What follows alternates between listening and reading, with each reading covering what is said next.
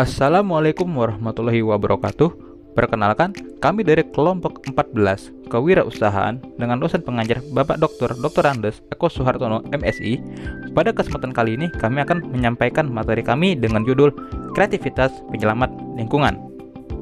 Sebelumnya, perkenalkan anggota kami yaitu Putri Mariatul Kiptiah, Risma Yulfariani, dan Zurkani Ahmadi. Berikut adalah pokok bahasan kami. Baiklah, yang pertama pengertian kreativitas. Menurut KBBI, kreatif berarti bersifat atau mengandung daya cipta, atau juga berarti memiliki kemampuan untuk menciptakan. Kreativitas adalah kemampuan manusia untuk menciptakan sesuatu yang belum ada sebelumnya, membuat hal baru, atau memodifikasikan sesuatu yang sudah ada menjadi lebih baik.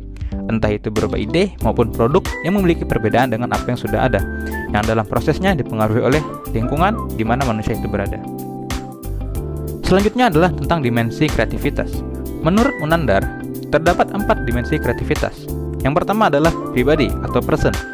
Kreativitas adalah ungkapan, ekspresi dari keunikan individu dalam interaksi dengan lingkungannya.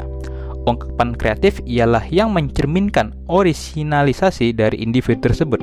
Dari ungkapan pribadi yang unik inilah dapat diharapkan timbulnya ide-ide baru dan produk-produk inovatif.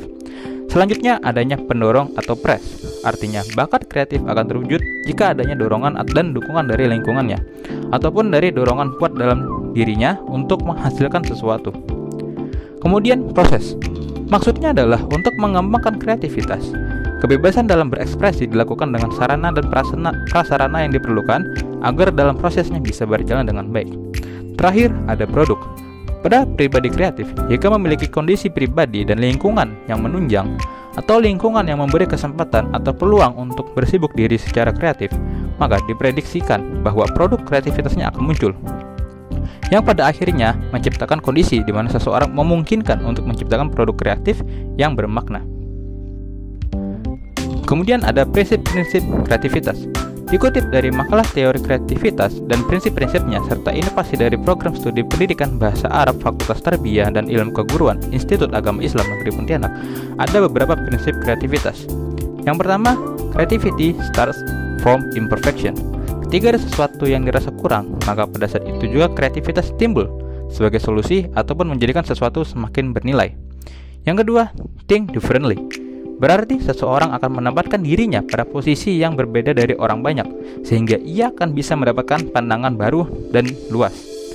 Yang ketiga, think more detail.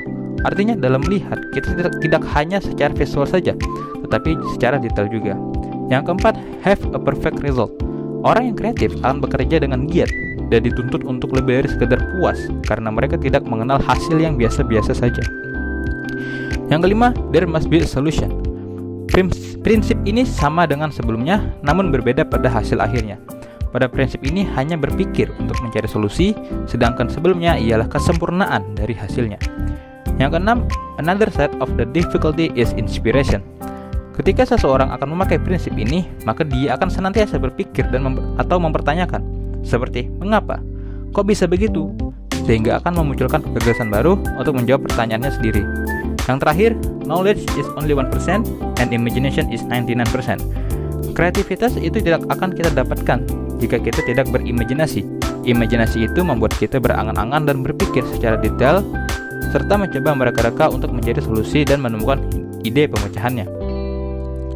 Mungkin itu saja dari saya, selanjutnya akan dijelaskan oleh rekan saya. Sekian, terima kasih.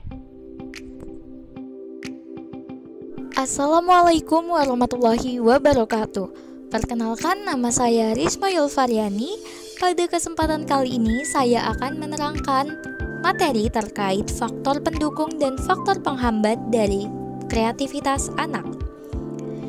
Menurut Harlock Susanto 2011 halaman 124 mengemukakan beberapa faktor pendukung yang dapat meningkatkan kreativitas anak, yaitu yang pertama, time atau waktu. Anak akan kreatif apabila diberikan waktu yang bebas untuk bermain dengan gagasan dan konsep yang dimilikinya.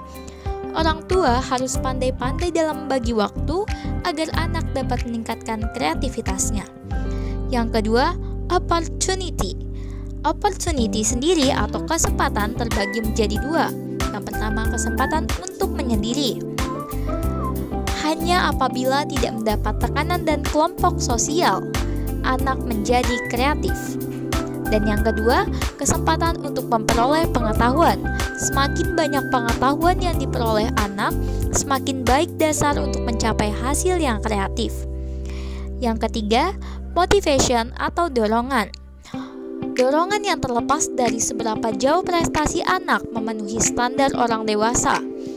Untuk menjadi kreatif, anak harus bebas dari ejekan dan kritikan yang merusak mental anak dan menekannya.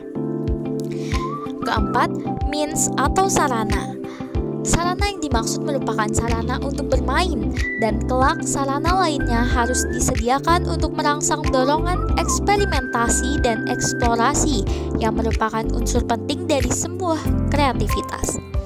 Sarana di sini dapat berupa mainan ataupun fasilitas lainnya serta ajang-ajang perlombaan yang dapat merangsang kreativitas anak.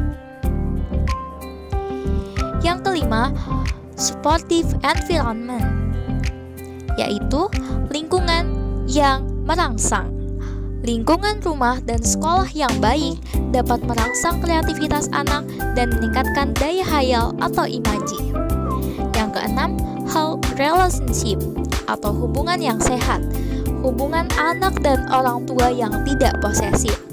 Orang tua yang tidak terlalu posesif terhadap anak mendorong anak untuk mandiri dan percaya diri. Dua kualitas yang sangat mendukung kreativitas. Dan yang terakhir, methods of educating children, yaitu cara mendidik anak.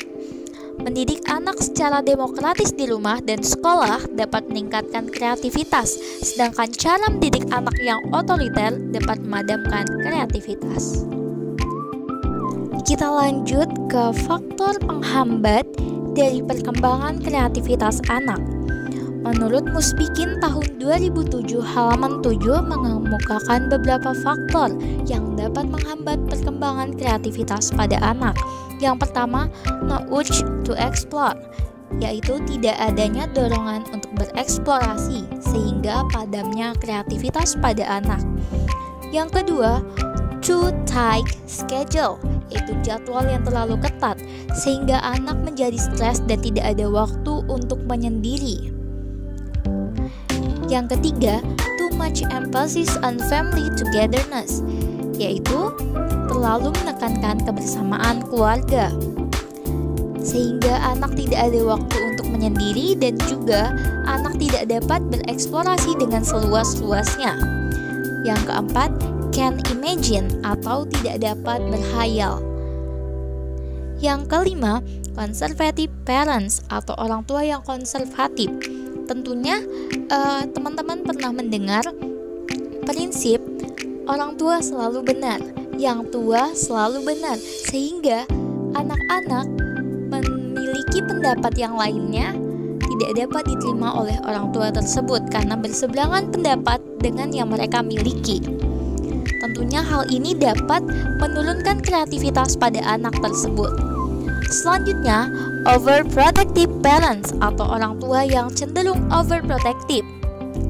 Yang ketujuh, authoritarian disiplin atau disiplin yang sangat otoriter sehingga memadamkan kreativitas anak tersebut.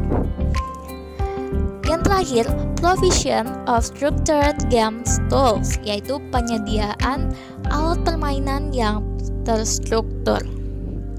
Baiklah, mungkin cukup sekian dari saya. Terima kasih. Assalamualaikum warahmatullahi wabarakatuh. Perkenalkan, saya Putri Maria Tulkiptiah. Selanjutnya, saya akan memberikan contoh kasus berpikir kreatif menyelamatkan lingkungan, yaitu kerajinan khas Kabupaten Hulu Sungai Utara. Para pengrajin Hulu Sungai Utara menyulap rotan dan eceng gondok menjadi kerajinan yang bernilai jual tinggi. Berbagai kreasi kerajinan anyaman dari eceng gondok memiliki keunikan dan menarik perhatian konsumen. Selain anyaman dari eceng gondok, anyaman dari bahan rotan ataupun purun juga sudah terkenal di pasaran. Hasil produksinya berupa tas, tikar, rak sepatu, dan lainnya. Kerajinan anyaman rotan ataupun purun menjadi salah satu kerajinan yang khas di Kabupaten Hulu Sungai Utara. Kabupaten Hulu Sungai Utara merupakan wilayah yang terdiri dari dataran rendah dengan ketinggian berkisar antara 0 sampai 25 meter dari permukaan laut yang didominasi oleh lahan rawa yang tergenang secara monoton maupun tergenang secara periodik. Ini banyak ditumbuhi oleh eceng gondok. Salah satu pengusaha sukses kerajinan eceng gondok pemilik galeri Kembang Ilung di Desa Banyuhirang, Kecamatan Amutai Selatan adalah Sopianur. Para pengrajin yang tergabung dalam kelompok usaha Kembang Ilung memproduksi ribuan buah aneka jenis kerajinan bernilai relatif cukup mahal yang berbahan dasar dari eceng gondok atau purun yang selama ini dinilai gulma. Sopianur menyebutkan, usaha mengolah eceng gondok menjadi kerajinan itu sudah dilakukannya beberapa tahun belakangan ini, setelah ia magang atau ikut pelatihan pembuatan eceng gondok untuk kerajinan di Yogyakarta. Dari awal pengetahuan tersebut lalu diusahakannya di wilayah ini, mengingat di sekitar rumah mereka terhampar luas rawa yang ditanami eceng gondok yang dinilai oleh petani sebagai hama atau gulma pengganggu. Setelah diusahakannya, maka dinilai oleh masyarakat membantu menanggulangi gulma eceng gondok yang selalu mengganggu tanaman pertanian dan budidaya ikan di kawasan rawa tersebut. Selain mengolah eceng gondok menjadi bahan kerajinan yang unik dan bernilai tinggi, usaha beliau juga menjadi lapangan pekerjaan yang luas untuk para pengrajin di sekitarnya. Kelompok usaha bersama Kembang Ilung miliknya sudah mengkoordinir sebanyak 6 kelompok pengrajin dengan total 120 orang yang tersebar di beberapa desa. Bahkan dengan pengalaman 10 tahun lebih fokus dalam industri ini, Sopian telah mampu melakukan ekspor ke luar negeri, seperti ke Asia dan Eropa.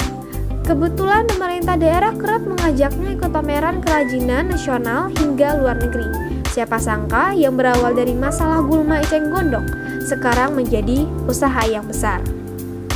Sekian penjelasan dari kami. Semoga video pembelajaran ini dapat bermanfaat bagi kita semua. Terima kasih atas perhatiannya dan mohon maaf jika masih ada kekurangan. Wassalamualaikum warahmatullahi wabarakatuh.